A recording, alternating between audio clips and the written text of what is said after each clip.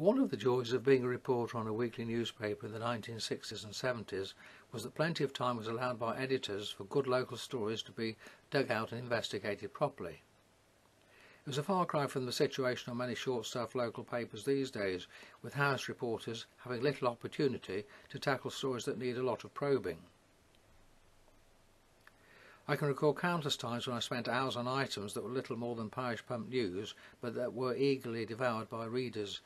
In fact, it was the offbeat, time-consuming stories that brought the best feedback.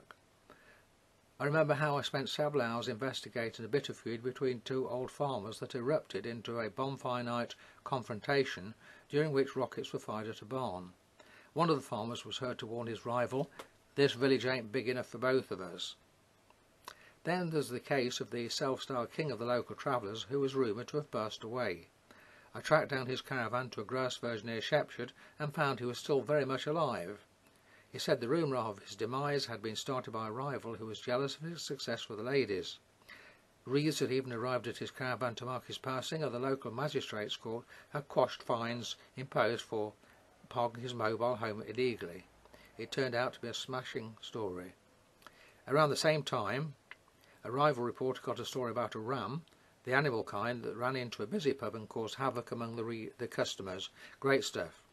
Then there was the old soldier who put on his uniform and stood guard all night over his pigeon loft to make sure rivals did not steal his prize birds just before a show.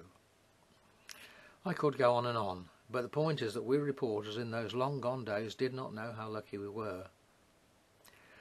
I'm not going to claim that it was all fun. Every single case was covered at the magistrates' court, and there were many hours of boredom listening to defended cases. When garden fetes and Christmas bazaars were covered, the name of every single stallholder had to be faithfully recorded. Names sell papers, the editor told us on many occasions.